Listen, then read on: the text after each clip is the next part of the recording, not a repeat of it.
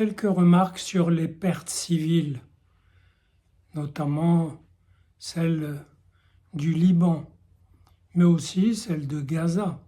C'est le même problème.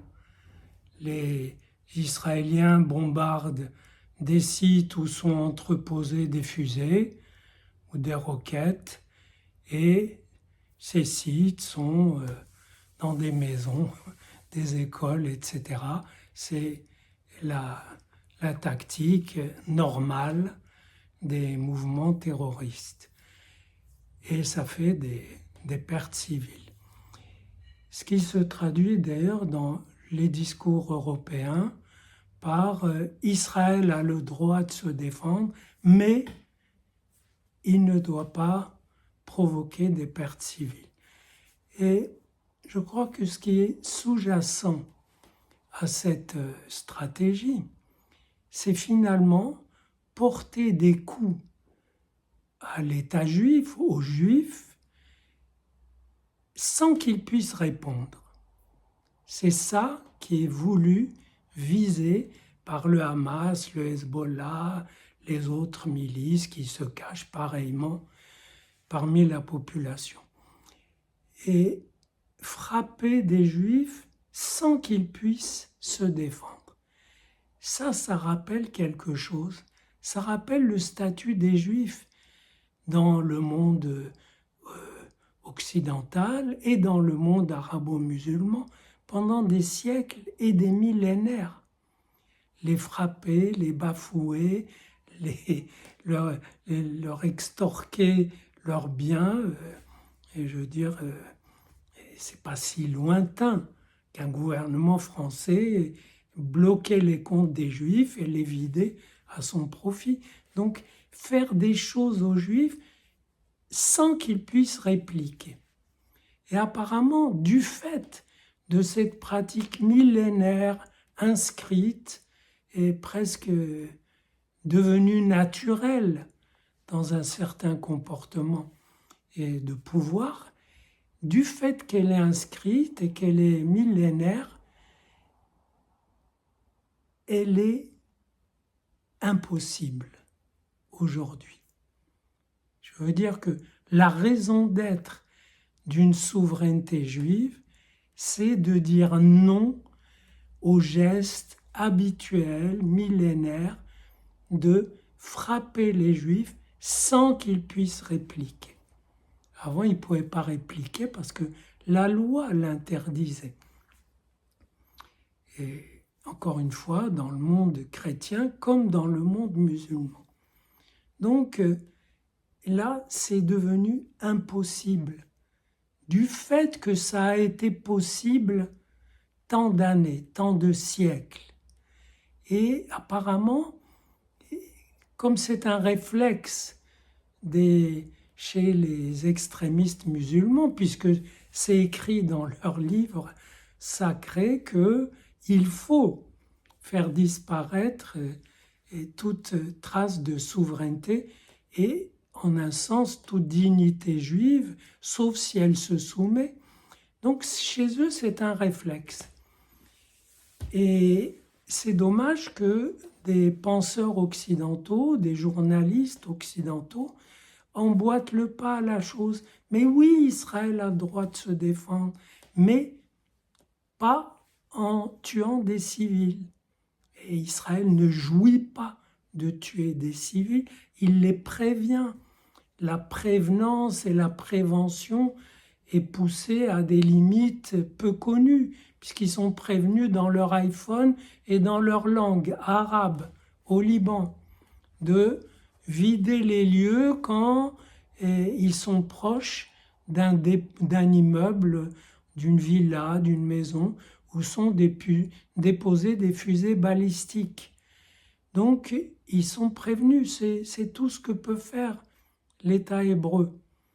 Et donc, c'est cette chose qui a été possible, qui a été dans les mœurs et qui est devenue impossible et doit faire réfléchir ceux qui disent qu'Israël a le droit de se défendre, mais pas en faisant des victimes civiles.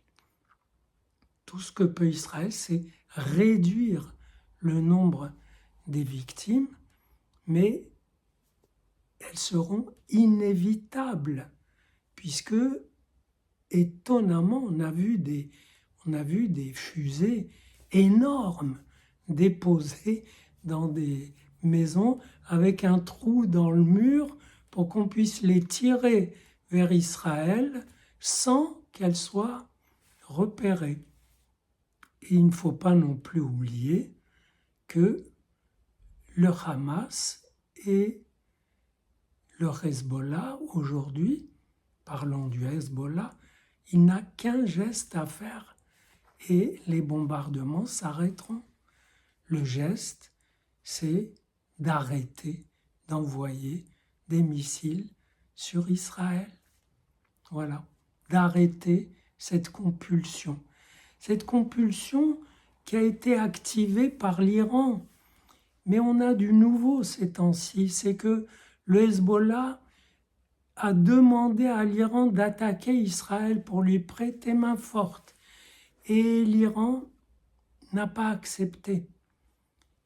On dirait que l'Iran a activé des extrémistes au Liban, à Gaza, en Cisjordanie, au Yémen, un peu en Syrie, en Irak.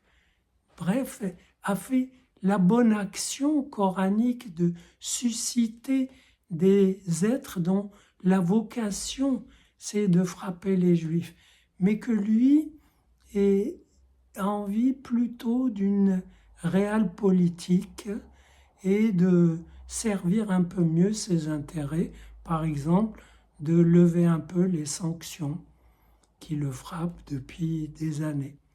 C'est d'un cynisme incroyable.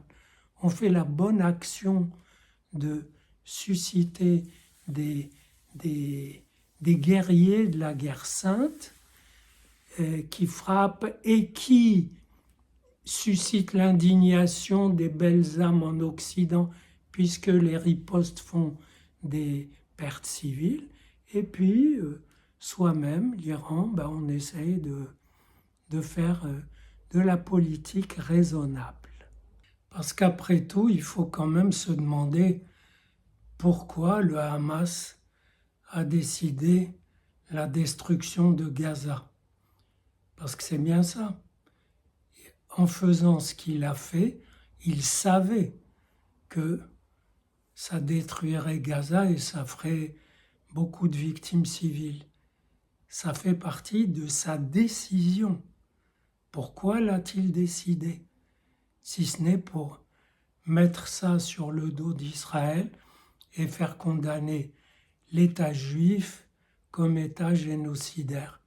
Et c'est la même logique que le Hezbollah, en fait la même logique perverse qui a prévu l'élimination du peuple juif au nom d'Allah. C'est la même logique perverse. C'est de faire maudire l'État juif par Allah et vu que cette malédiction a des limites, parce qu'Allah n'est pas forcément présent au rendez-vous, le faire maudire l'État juif par la terre entière. Et c'est ça l'idée des victimes civiles. Et donc en les réduisant au minimum, en prévenant les civils, comme il fait, sachant que les civils libanais sont moins fanatiques, peut-être pas du tout fanatiques, en tout cas moins que ceux de Gaza. Ils entendent l'avertissement et ils s'en vont. Ceux de Gaza aussi l'ont entendu, mais un peu plus tard. Eh bien, ça donne quand même, ça permet d'échapper à ce piège pervers. Parce que je pense que les médias occidentaux ne peuvent pas faire autre chose que ce qu'ils font, c'est-à-dire inciter à l'indignation, il y a quand même une politique arabe de la France, mais que les peuples n'en pensent pas moins. Et je ne crois pas que les peuples s'alignent sur Allah, dans cette question-là, pour maudire les Juifs. Je ne le crois pas du tout.